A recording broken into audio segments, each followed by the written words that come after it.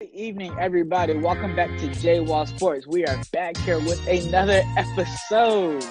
Another one. Hey, Pistol, our receiver, hit my line. Hit my line. What is up with you and this? When you bench your seasoned veteran quarterback this late in the season, it's sending a message to the team. Then goes out, and now they want to play with some heart. They want to play with some effort. I see why Doc got fired. If you're not going to make the adjustments of the coach, you need to go up and get up out of here. Wentz has regressed, and it's a mental. Disclaimer. He might have some outrageous, Max Kellerman type, things to say today. I don't know what he's going to say, but the way he's starting off his video is giving me them vibes. What's up, J-Wall Sports fans? Welcome back to another episode, the first episode of 2021. As always, I got my guy, Nyshawn Anderson. Man, how you doing? Man, I'm good. First episode of the new year. I'm ready to get things started. I'm ready for all the smoke that this year brings. Hang a couple more L's and just keep the year going. You feel me? You not been name, as 2022. I've seen it. I got my palm read. And you know what the palm reader said? She looked at my palm. She said, these two lines right here means I'm getting W's all year for 2022.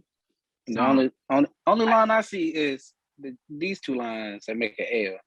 You feel me? I don't see that up there. I know you just a hater. That's what it is.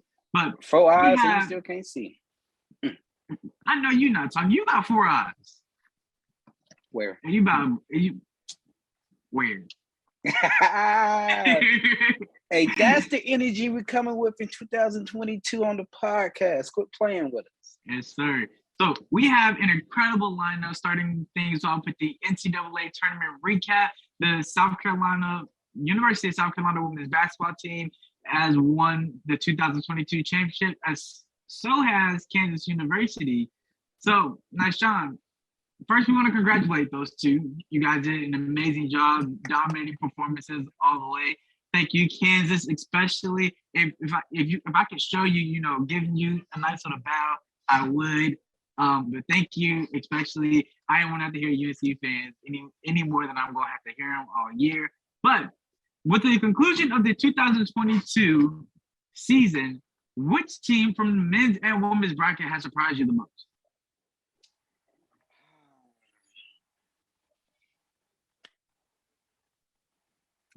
Most people gonna say St. Peter's, and rightfully so.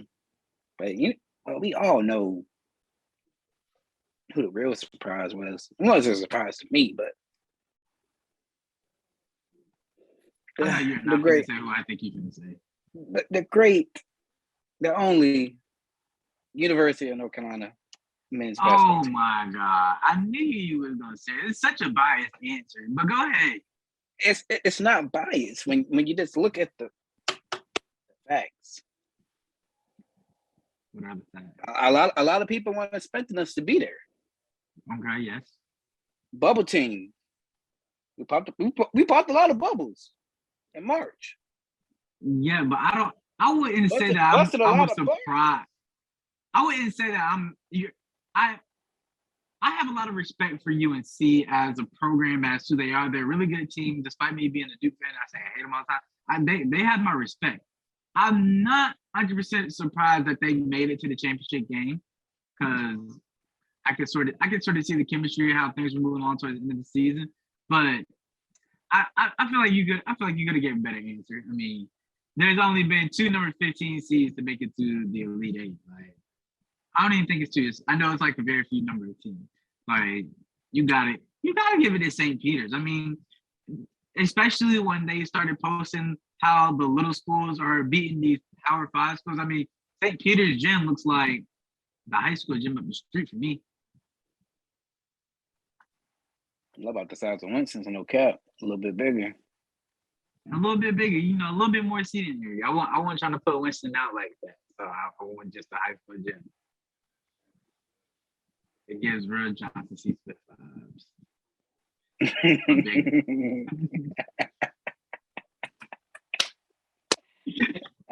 Oh, good old Smith. A lot of L's, but good old. For the women's, I had to go with Creighton because a 10 seed making it to the Elite Eight. It's not that often that we see that. And for me, the women's tournament is usually a little bit more cut and dry. Your top 4, top 5 teams always seem to make it to the Final Four. Yeah, especially UConn. Right, especially when you get to your UConn, your Stanfords, your South Carolina. Like they're always Louisville. That was the Final Four this year, so they're always in it. It's very tough.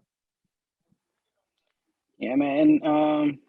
It was really good to see a lot of the, so smaller schools get some shine this year in the tournament. Like you said, like St. Petersburg knocking off Kentucky. Who else did knock off? I can't think of the school. It was another blue blood though. I can't call it off the top of my head. Regardless, shout out to them and the head coach. Right.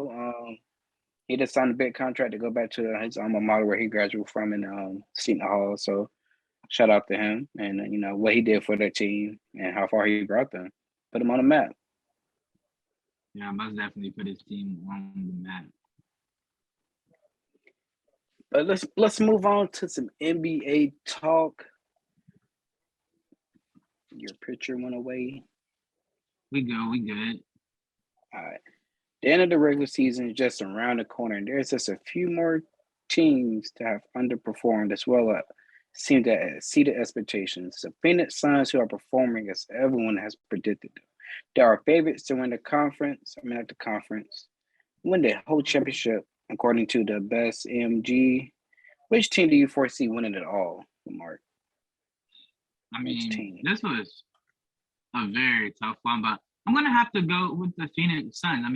Devin Booker, he's averaging 26 points per game. This Phoenix Suns, they are top 10 in not 1, 2, 3, 4, 5, 6, 7, 8 different categories. And those categories being assists, steals, blocks, turnovers, field goal percentage, offensive points, and defensive points allowed.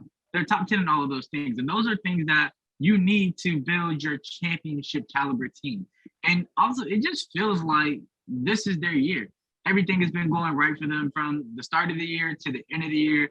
Chris Paul was out for a little bit, but the team was still able to sustain themselves without Chris Paul. And I think that's going to be a big help for if Chris Paul gets hurt in the postseason, or knock on wood, because I don't want to get hurt, or if he, anything, he's not having his A game. Cameron Payne can come in there. Devin Booker knows how to give better reads and be a better overall player. So I'm liking the Phoenix Suns a lot this year. I have to agree with you, but you can't forget that Bucks team that just won it. And honestly, the way it's looking, I could see a rematch between the Bucks and the Suns in the finals. And I don't know if I want to go against Giannis. Giannis is just putting all the haters' comments and everything to the ground the way he's been performing these last couple of years. And now that he's starting to hit the jump shots and threes, his game is looking really, really polished right now. And you already know what Drew Holiday is going to do, Chris Middleton. I see they have a chance to repeat. But something's telling me that Phoenix is, it's like a redemption tour kind of thing. I feel it coming up. Devin Booker, he wants his revenge. That last possession, and basically ended the season. I think I'm gonna go with the Suns, bro. Right. This team, they're just hungry. Chris Paul, NBA championship is right there, and it just slips his grasp. So now that's the closest he's ever been to it. Now he's more hungry than ever. Devin Booker, he's young, hungry. Mikal Bridges, Jay Crowder, Cam Johnson. Yeah, Cam Johnson, big man down low. DeAndre Ayton. Yeah, DeAndre Ayton.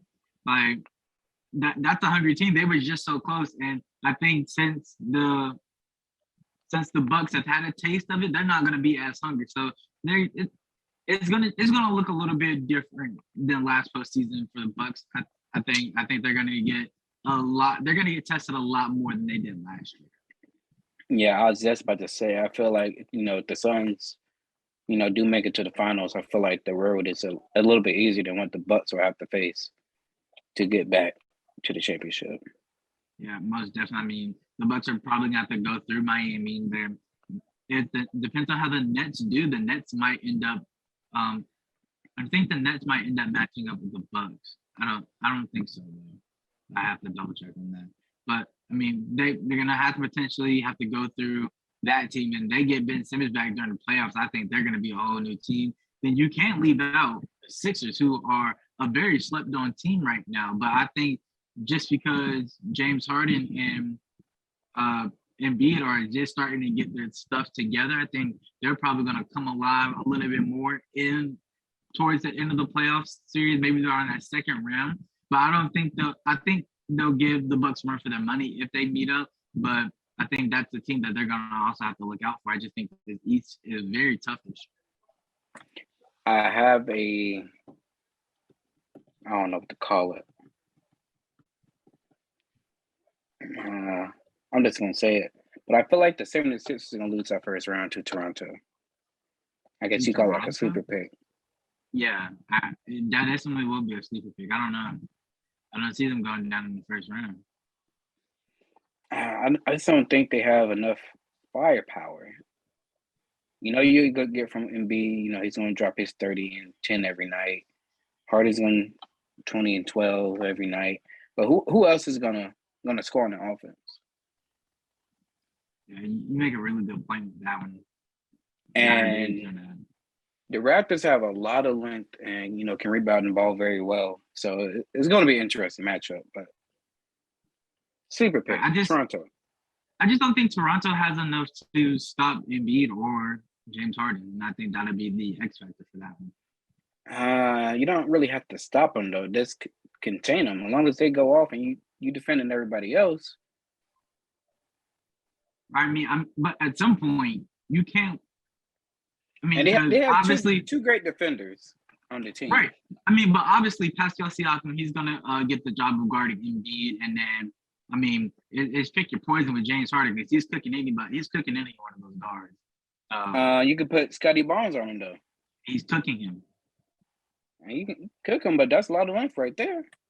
You're right. It's a lot of length, but he's cooking him. Like, I'm talking about 20, 25 points right here. And I'm talking Joel Embiid getting 20, 25 points. So at some point in time, they're going to draw help. They're going to draw a double team. They're going to draw a stunt.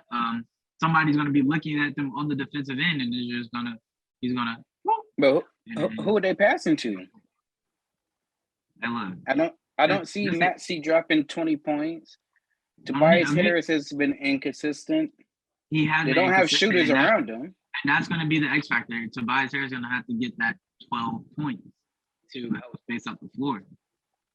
But I mean, this is the NBA. If you can't hit wide open, two long twos and threes, you're gonna be on the bench. And I feel like you're in the NBA for a reason. So I have some.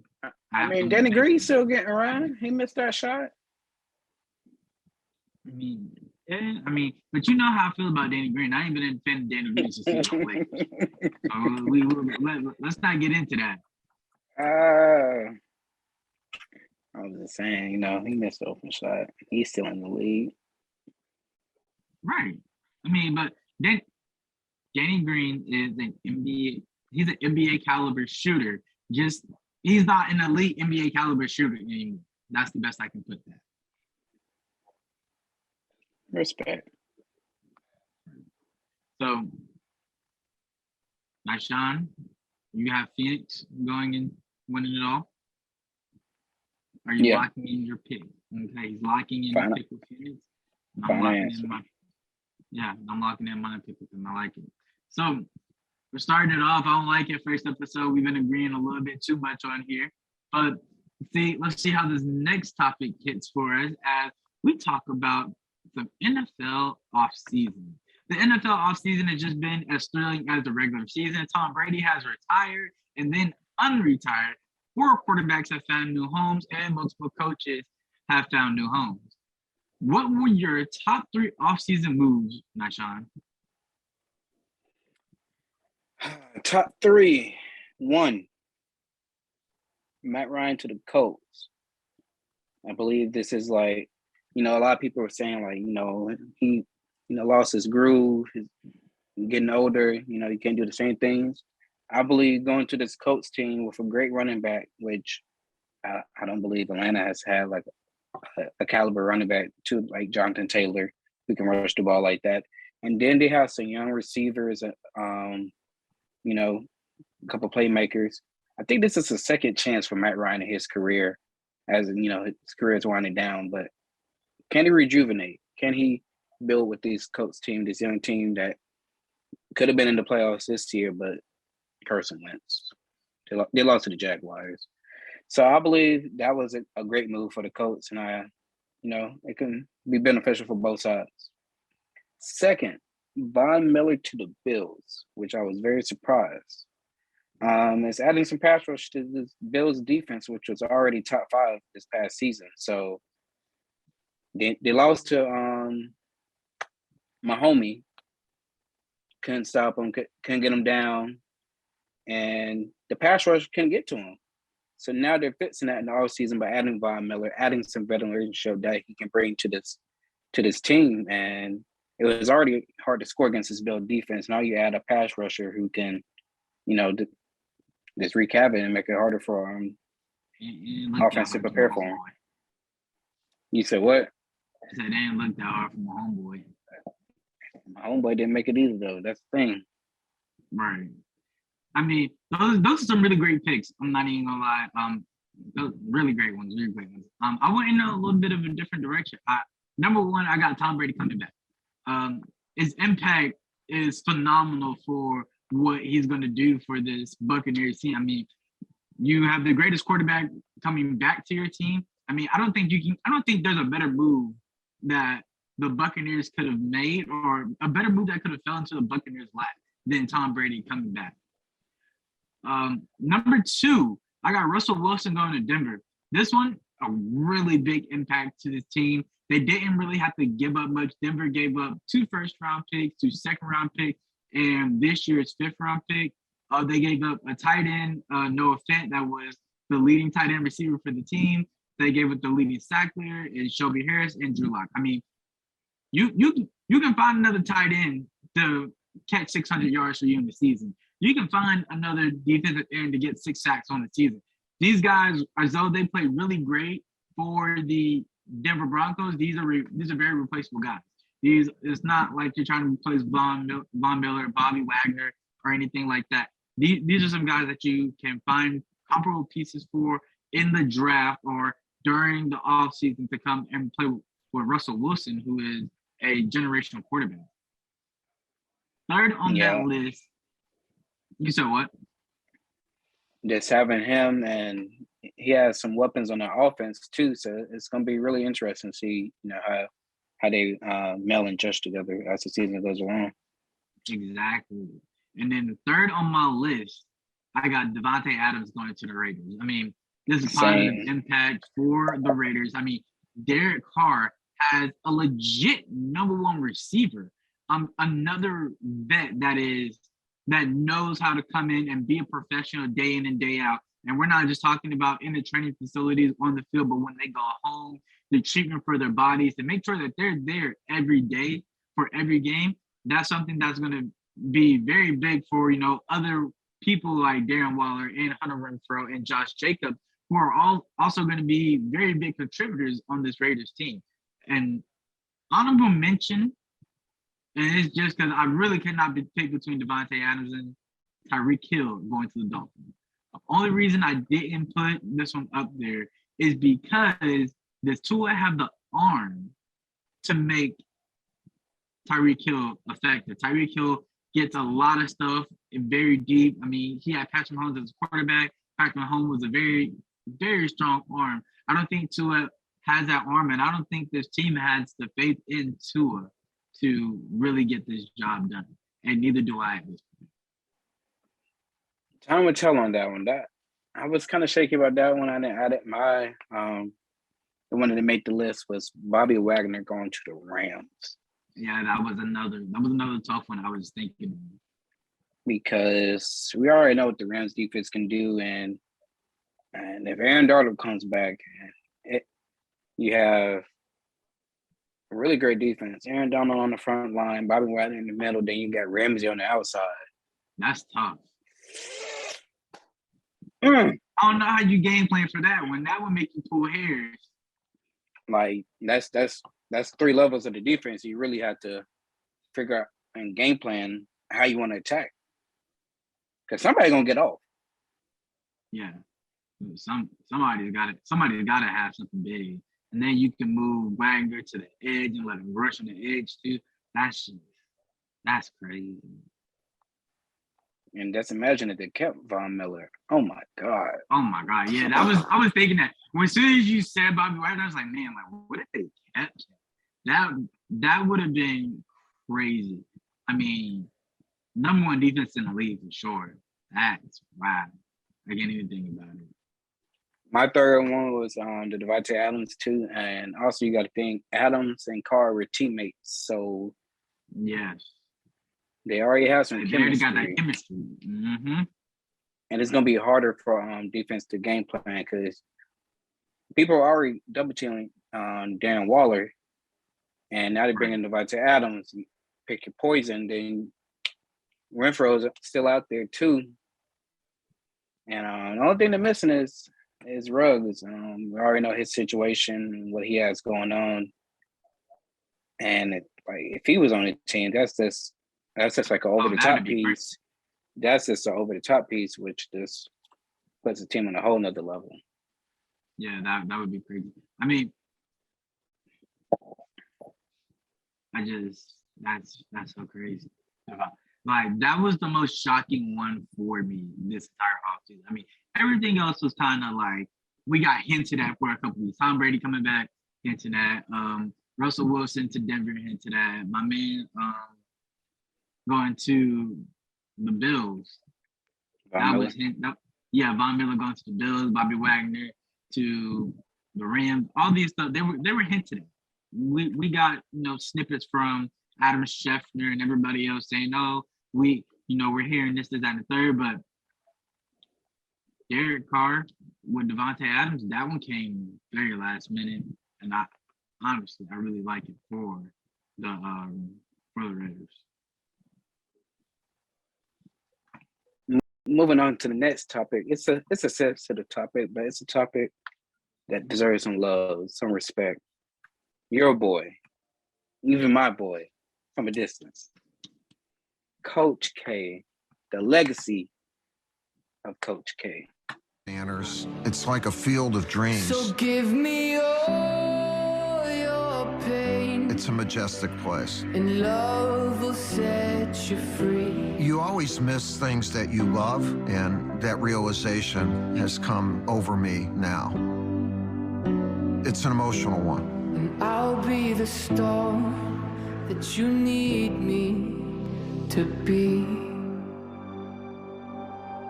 Coach K's career didn't end the way he thought it would, or many Duke fans thought it would, but nevertheless, he still goes down as one of the greatest college coaches to ever coach the game of basketball.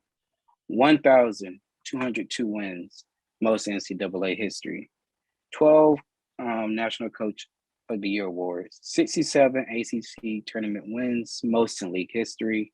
13 regular season championships in the ACC. 15 ACC tournament champs, most in the tournament history. 35 NCAA appearances, most in NCAA history. 13 Final Four appearances, 5 national championships, 6 U.S. gold medals, and 68 NBA draft selectees, 42 first-round picks, and 28 lottery picks. Lamar, how would you describe the legacy of Coach K?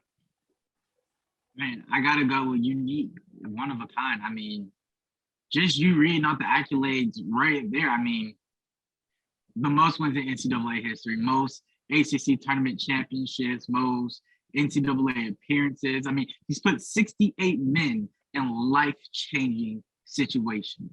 I mean, even if they weren't one of those 28 lottery picks getting the millions of dollars, they still were getting hundreds and thousands of dollars, money that they didn't have before they were in the draft.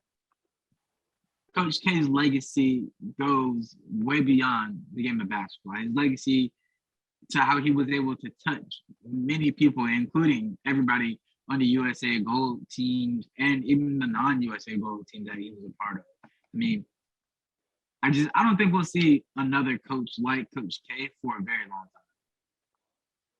time. I agree. I would describe it as GOAT. And this is coming from a USC fan. And, you know, like, game knows game. One of the best coaches to ever coach.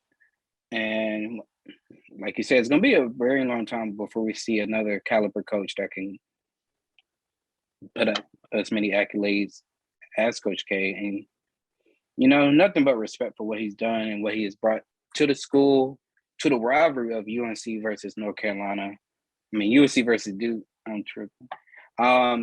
Like you said, his resume speaks for himself, but his legacy will live on forever for the 68 draftees. You know, their career is still playing out. People like Kyrie, Jason Tatum, Zion, like, his success is their success. So, I mean, look at what he did for JJ Redick's career. In fact, I'm not gonna lie to you. As a UNC fan, growing up, I love JJ Redick, bro. Like, bro is just Mike. But, you know, God made sure I was on the right path and became a UNC fan. So we're not really tripping on that. He showed you on that point. I'm just gonna say that. But before we get into all that, you know, he's done so much for the school, the rivalry, and the game of basketball. You know, the game of basketball is gonna miss the legend, Coach K.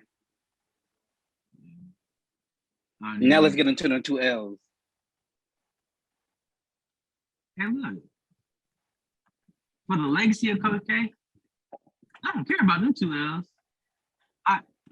The moment Coach K said that he was going to retire, he could have went 0-50. He could have went 0-23 this year.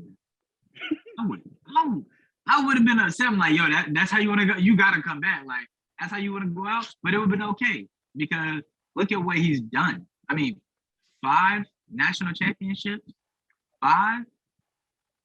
That's all the Duke national championships. Actually, -1. They got one without Coach K because he has 6 national championships. Or do y'all have 6? Y'all have 7, right? No, you only have 5. We have 6. Okay, yeah, I knew he was one behind me. So yeah, all 5 national championships came with him. I mean, he has the second most in NCAA history. Like, I'm not even mad, man. And the key is over to John Shire. And John Shire, I'm gonna say this one part. John Shire, you paid a couple of them players. You paid a couple of them players, and that's okay. I ain't even gonna be mad. No, in no way. That last home game, I know it was rough. I wasn't even mad. You can't be mad. Look, as a Duke fan, I just want to see Coach K have a good time. And I saw Coach K have a good time. And then... Yeah, I would have liked for him to win the NCAA tournament, you know, get number 6, tie it up with UNC, go out on top. But, hey, what he did this year with this team, how they were able to come together towards the end when we weren't really playing together. How he was able to make this team come together towards the end, beat a really good team like Texas A&M. I don't think they would be able to do that in the beginning of the year.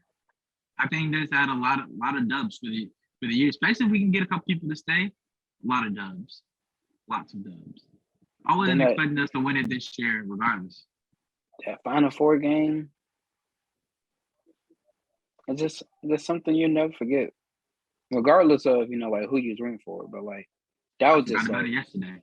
One of the best Final Four games I ever seen in my life. Oh yeah, most definitely. That was so close. But that Final Four game, I sort of felt that. I was like, the entire game, it just didn't feel right. I was like, I just had a feeling like UNC's gonna win it. From tip off, I was like, UNC's gonna win this. I just don't know why. I just had a feeling y'all were, because y'all be tampering just a little bit. Just a little bit, y'all be tampering. Nah. When y'all started hitting those tough threes that we were getting against Texas A&M and early in the NCAA tournament, I was like, yeah, they got that feeling like y'all had a feeling like y'all was gonna go all the way, and I really didn't want y'all to go all the way. Honestly, what I'm saying with that is, I think Hubert Davis said it yesterday or the day before. They're one rebound away from like at least having a chance to win. Yeah. And that's really all it takes, man. One rebound, one shot, a couple free throws. Like this game is different. But it's always good, I hate for Coach K to lose, but at least he went out by the right blue bloods.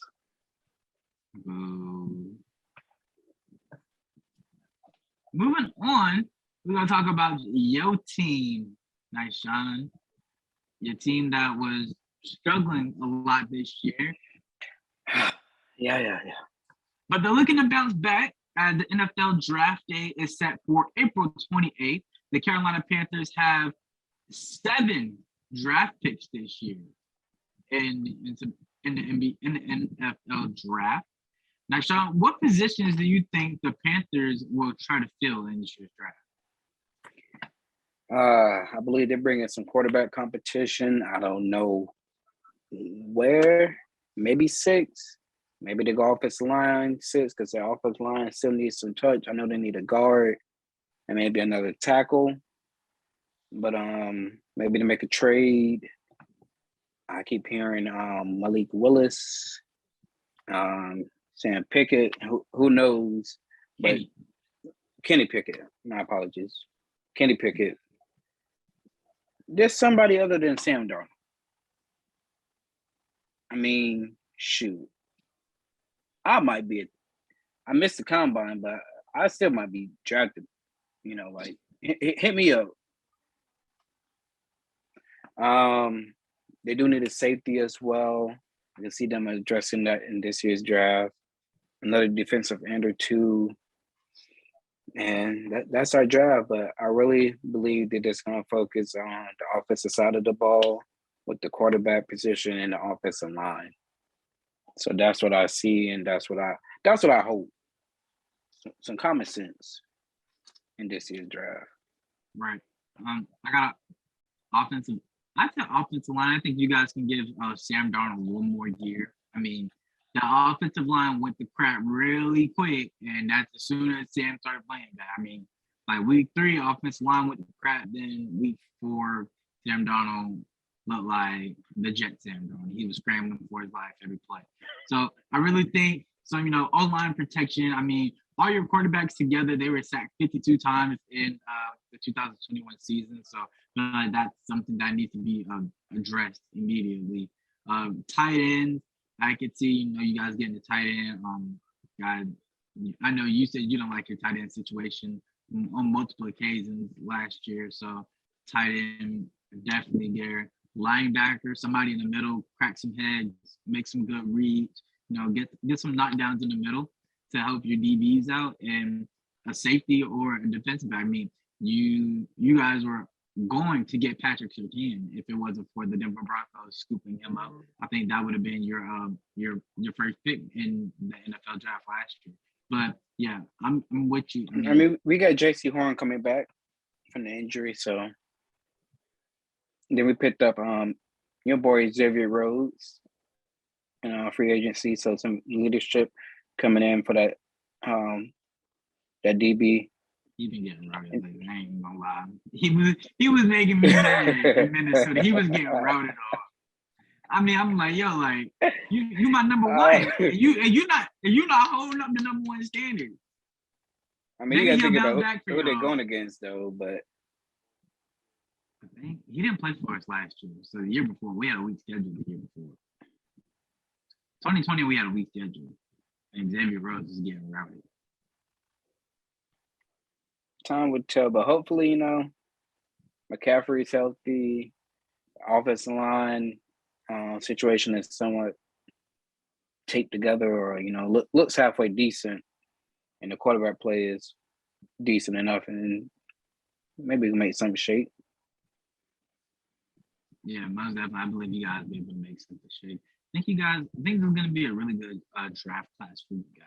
I see you guys really winning this draft class based on where you're placed at. I mean, you don't get another pick for another 100 picks after your first round pick, but that second round, that third round, that fourth round, I feel like you can find some very valuable pieces with, addressing maybe the quarterback situation or the offensive line situation with those picks. But moving on, we're going back to the NBA. We talked about teams that we expected them winning all, but sometimes the teams that disappoint us as well. Lamar, which teams disappointed you this year? Say it. My Lakers. Cancun on 3. 1, 2, 3. Cancun. Because that's exactly where they're headed to, right? Or can't make it. Oh. Hey, first of all, don't get to talking too much. Cause your team over here with us. And I ain't even putting them in there. That was gonna be nice, but now you starting. Yeah, Portland down bad. Hey man, Dame is getting healthy, bro. They need to get out. If Dame scored 30 a game, I don't think I still would make it. No, we wouldn't. Exactly. Would have been right there below y'all though. Hey, it's okay. It's okay. Dame Lillard, purple and gold, 2023. So the Lakers are my first team. Just very well underperformed. I mean, I think I told you off screen that I did not want Russell Westbrook to come to the Lakers. I just didn't think it was going to work out. I tried to be on the positive side about it and say, he's here, let's embrace him. But we gotta get him. We gotta get him up out of here. We gotta get something from him. But we're not gonna get anything from him because at this point he's not marketable. I mean, I watched a 3-minute clip yesterday of just bad shots from Russell Westbrook. And you know what? I gotta take that back. We're gonna call it missed layups and bad shots. Because bro he was selling at the cup. I mean, I mean, $5 moves, 2-cent finishes. Like I couldn't stand it anymore. So my second and third team were the New York Knicks because they were a 4 seed last year in the NBA playoffs, and Atlanta was a 5 seed, I believe, last year in the NBA playoffs. And both of those teams are no longer in the playoffs. Like, what's going on there? We need a bounce back. I did see something the other day about the Hornets interested in Russell Westbrook. For what reason? I don't know why. Don't take him. But I know they need a big man. The Hornets need a big man. They need to quit playing. Really though. But your Lakers, Cat. I can see that. LaMelo and Cat pick and pop. That'd be vicious. With Scary Terry and Bridges? Yeah. That'd be scary. I just bring Gordon Hayward off the bench at that point because Brodo would play. Right. I mean, I don't even know why he left to go there at this point. But yeah, like you said, the Hawks is another team I had on this list. They were in the Eastern Conference Finals last year, and now they're a 9 seed in the play-in tournament. They play against the Hornets. So I think that just goes to show how good the East is this year, though, because the 10 seed has a positive record. I think the Hornets, 42-39, and they're a 10 seed. So it goes to show, like, the East is stepping it up. I always talk about the West having a lot of competition. But the Hawks didn't look nearly nowhere as good as they did last year, and moving on towards the playoffs and to see how they perform this year is just kind of thing. So kind of disappointed with that. Yeah, I definitely agree with you. I'm very disappointed in how the Hawks are playing this year. I really thought they would be a way better team. I just don't know. I mean, you got Trey Young. You still Hunter was back. I mean, Cam Reddish supposed to come back. Those two were supposed to be very vital pieces. And we even talked about this when they added the addition of the two players from the NBA draft. I was like, these two players, I mean, they really emulate who's already on their team.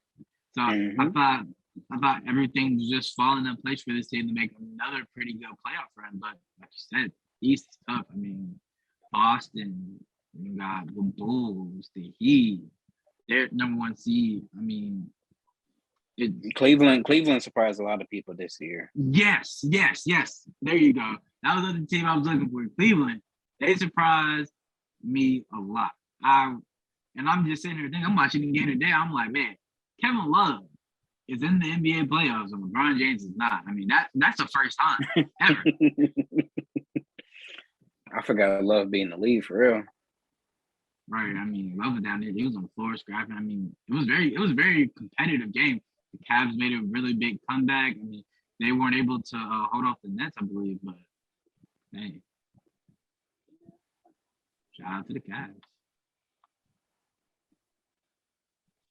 So moving on, we're gonna talk about your team, nice Sean, and Hubert Davis, who in his first year with UNC led his team to 29 wins and 10 losses. They took a number 18 to the national championship game, upset at number 1 seed Baylor. I mean, next year he's getting in a very good pick of the crop. I mean, he's got point guard Seth Trimble, power forward Tyler Nickel, center Will Shaver, and another center in Jalen Washington. And then there were multiple reports that saying multiple players, including Armando Bacot, are wanting to come back to run it back for another national championship. Now, Sean, what are your expectations for this 22-23 season? I feel like the Suns, redemption tour. Coming for smoke. Y'all didn't, y'all doubted us all season. I think we're supposed to be the last 4 in, first 4 out or whatever before the tournament started. And, the bracket was set. And at the end of the day, we went, huh? I said, I didn't understand that all year. How y'all the last 4 in, the last 4 out, but you get an 8 seed though. That Duke win really helped because we lost to, I think that was the only top 25 win we had all year. But at the same time, Miami beat us, I think, by like 30, and they were like a 10 seed. Yeah. It doesn't make sense. Yeah, I still don't see how y'all was. I mean, y'all played really good towards the end of the season. I still don't see how y'all was the first 4 in that first 4 out. And then they gave you an H seed. You see what I'm saying though? Like if you was first 4 in, then I feel like you should have got like 12, 13, 14 kind of seed. But they gave you an 8 seed, so I was like, that didn't make no sense. I didn't think y'all was gonna get that seed that low either way.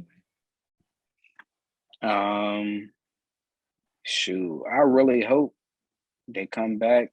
But at the same time, it's gonna cut some people growth off. You saw Puff Johnson gave us really great minutes in the national championship game. I believe he needs a little bit more development on the offensive end, get his thing going. But I really hope everyone can come back. Shout out to my boy, Leaky Black from the Foe, Concord, North Carolina, one of the best defenders in the league. I don't want to hear it. The comp, he's shutting down anybody he's on. But this team comes back, I believe they can go on the run again. And with the pieces they're adding, make it a deeper Carolina team, maybe a 7, maybe 8-man rotation because they barely ran 6 this year. So you can add a little bench, Puff Johnson come out the bench. He gives the team a spark. He's an energy player. If Seth Trimble, is that Melo Trimble's brother that played a couple years ago at Maryland? I don't know. Because I seen the name Trimble and it just made me think about it. Let me figure it out. Go ahead. Keep talking. And Dontrez Styles, if he can come in and, he got some minutes. And just kind of gel a bench where you don't have to run your starting five 36 of the 40 minutes. And I don't know, it'd just be great to see, man. Given, shout out to Hubert Davis being a Black coach at, UNC, making history. A lot of people doubted him, proved the doubters wrong.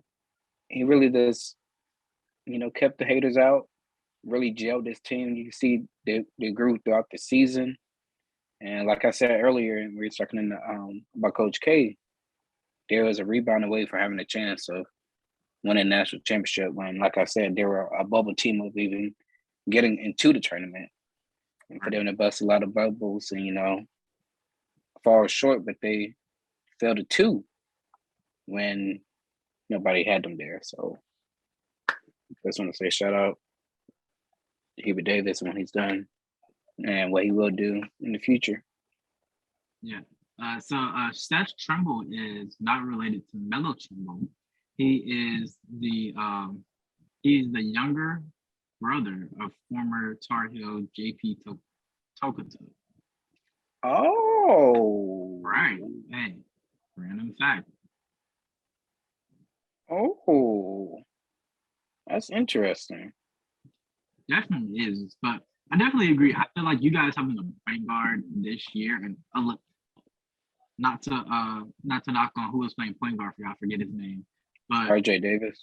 Yeah, RJ Davis, but like a legit 6-foot guard who's been playing point guard all his life, and not a 6'3" player who's being converted to a point guard because all your NBA shooting guards are like 6'5", and height's not gonna match up for him.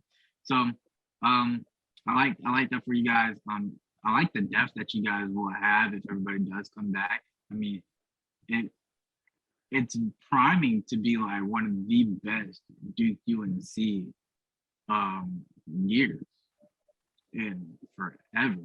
I'm talking about going back all the way to the Austin Rivers year when he hit the buzzer beater window. I mean, I'm talking about those kinds of games.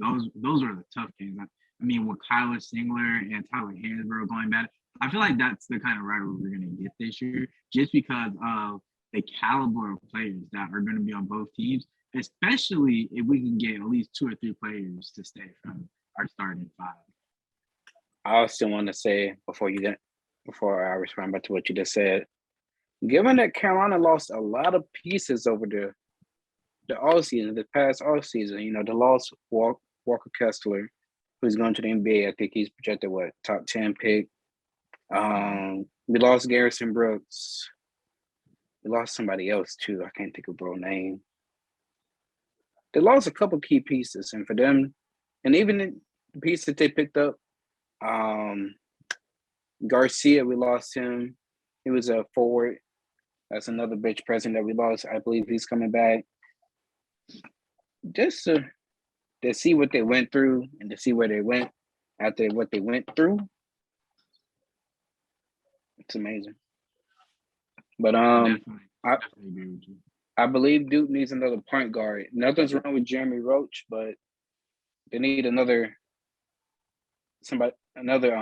point guard or a guard that can facilitate the offense. Yeah, we got another one coming in. Dang, I can't remember his name off the top of my head. I'm about to tell you. I think we got another. But I think Jeremy Roach, he really came alive in the NCAA tournament. So I think having him back for another year, I think that'll be prove great dividends if he can score like that. Because we don't have another point guard coming in. We only got a shooting guard and bigs. So, yeah, I believe he could take another step up in this game. Oh yeah, most definitely he's one that has to stay. Even though his draft stock did shoot up in this NCAA tournament, I mean, I don't think he had a draft stock rise like a CJ McCollum or a Dame Lillard that the NCAA tournament would give to a player. Shout out to my boy also from the 4, Wendell Moore playing for Duke. Yes, sir. He was cooking this year. Well, at least he was getting right. Yeah, he was like the main focus for us. I mean, Even though he took he takes stupid game winners. That's what I'm going to say. He takes stupid game winners. He took 2 stupid game winners, and that's how we lost like our first 2 games of the season. Now your boy Ruff, I don't think he messed with him though. But Ruff be hard on them kids on Twitter, boy. We feeling bad.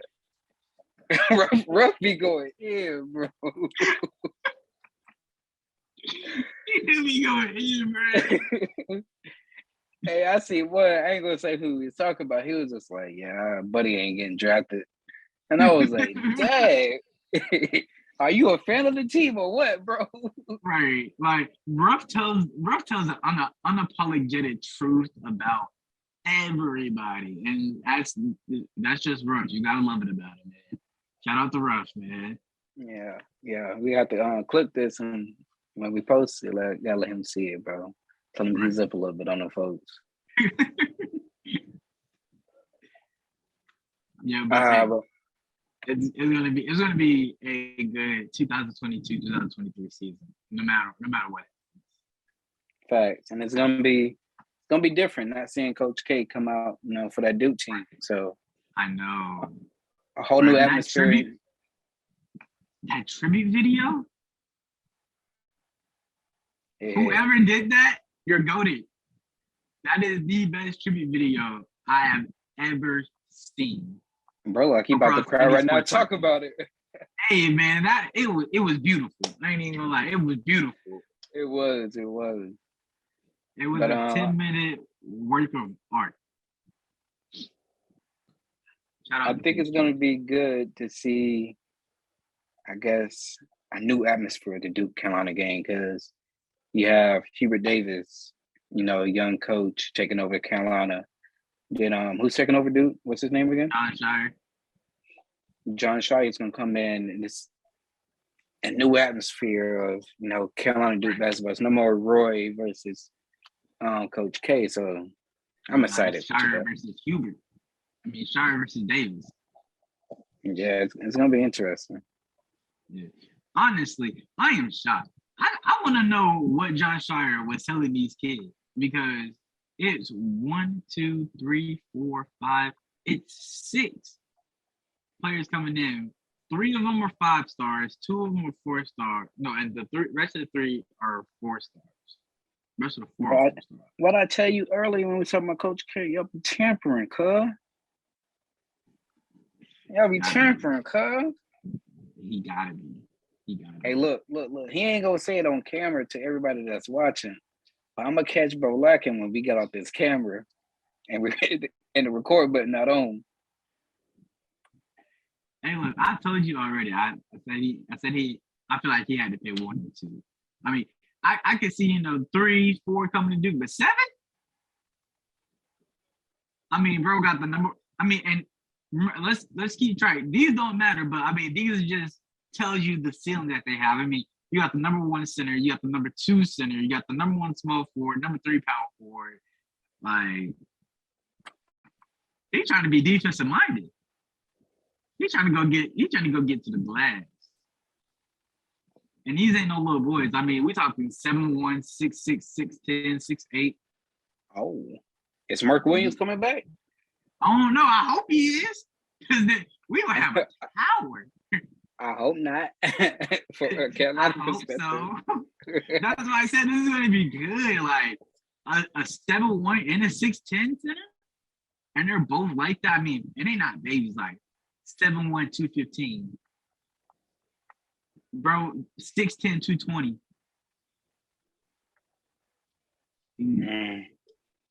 These boys are solid. I don't know what their mamas are feeding them, but keep feeding them that, mama. Check that formula, boy. Okay. But moving on to our last topic of the day. Sir, you already know. Back to the NFL, but this time it's time to talk about your boys in the Minnesota Vikings. We're going to break down their draft. Who do you see the Vikings taking at that number 8 pick, and so on? So that number 12 pick that we have 8 picks total in the entire draft. Number 12 pick that we have, it's a lot of talk about the 2 cornerbacks, Ahmad Gardner and Darius Stingley Jr. Both were very highly rated in their class. I would rather go with Ahmad Gardner for that number 12 overall pick. I mean, just for the simple fact that he's 3 inches taller than Darius. And when you're talking about, guarding your taller players like Mike Evans, I mean, he's 6'5". We need those extra inches for guarding, taller offensive players like Mike Evans. I mean, Patrick Peters, he's only 6'1", so he can only do but so much. If we can get a high level corner, exactly. If we can get a high level corner that can at least take a year to learn under Patrick Peters and still be able to use that height to his advantage, I think we'll do very good. I could see us picking up a couple of linebackers that we need, some edge rushers, a couple guards, maybe one here or there, because you can always use more protection for Kirk Cousins. Give him more time to throw in the pocket. And safety is starting to get a little old on us, so we're gonna need to pick up some safeties. Yeah, I have corner, linebacker. I did see I picked up Zadarius Smith, which I think is going to be really good for that defense. Yes. Definitely see that, but again, he's a little up in age there, so we want to get a young one in there so can learn, grow, build up under him. I think will be like a sleeper pick, but a really good pick for y'all to mold and develop is a tight end. We talked about the Cardinals, the Raiders. Dan Waller. You got Devontae Adams, Hunter Renfrow. If you can add another piece with Kirk Cousins, Adam Thielen was injured. He kind of had an off year. Justin Jefferson will do Justin Jefferson, but it's just another third option to have. Kyle Rudolph, I don't believe he's still there, is he? Kyle Rudolph left, and now he is retired. So I'm just trying to go ahead, pick up a tight end, another option. I believe that would be a great pick for the future for y'all to develop and mold now. Yeah, I most definitely agree with you there. It's a very good take now, Sean. I see how we coming. I see how we coming for 2022. Hey, what thinking about the tight end? What my boy Caleb Love say, lock in for a tweak out. I got you. I'm for the lock in. I'm locking in. Hey, but that's all we got for you guys today. We appreciate you guys for tuning in to another episode of J-Wall Sports. As always, it's your guy, Lamar Wiley Jr. You got your guy, Nice Sean Anderson, out here is killing the game. Soon to be just from Have My Pleasure to Mr. Have My Pleasure. So we want to keep congratulating him on his dub. No, you didn't, bro. Come on now. I've been saving that one for a minute now. I can tell. But now, appreciate you guys. Make sure you guys hit the like button, subscribe, comment, follow us. We're gonna be having some people join the show, talk about their favorite NFL teams and what they got coming up for the draft. So if you guys want to be on the show, tag yourself below, comment, put your information out there so we can get in contact with you so we can get you on the show. Facts. Let us roast you about why your team is not going to do good. Can you take the heat? Yeah. Come jump in the hot seat with us. Yeah, I mean, a lot of people talk let me on. But can you handle it? If you think you can handle it, comment now. Hey, but that's all we got for you guys. Lock in before I tweak out. Yeah, as soon as you get on, that's exactly what we're gonna call it. Lock in before I tweak out. Hey, you guys, come on the show, join us for Lock In Before I Tweak Out, and we out. We out.